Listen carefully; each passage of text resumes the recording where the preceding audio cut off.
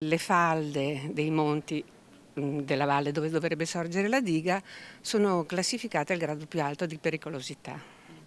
Quindi si potrebbe avere un altro Vajont. Gli stessi progettisti dicono che nel caso del crollo della diga, ammesso che la diga crolli, a cascata le acque arriverebbero fino a Piazzola sul Brenta. 5 associazioni del Bassanese dicono no alla diga sul Vanoi nelle zone a confine tra Trentino e Veneto.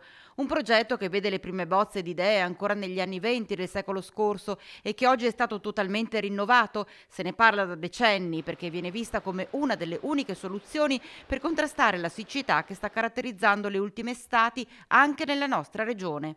Ma restano i dubbi sulla reale fattibilità e sulla sicurezza di una diga simile.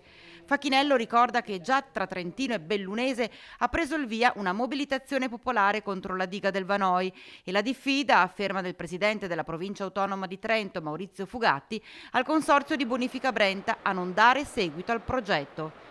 Da Bassano si alza la voce di un nuovo comitato costituito da queste 5 associazioni: la Romano Carotti, Italia Nostra, Consulta per l'Ambiente, Acqua, Bene Comune e Aria, che chiede che la questione venga portata alla cittadinanza e si opti per un'alternativa.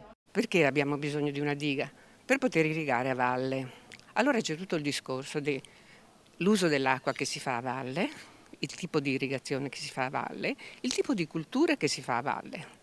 E quindi su questo che noi vorremmo che anche i bassanesi riflettessero. Non è che sempre la montagna deve pagare per la pianura, ma che la pianura dovrebbe fare una riflessione su quelle che sono forme alternative.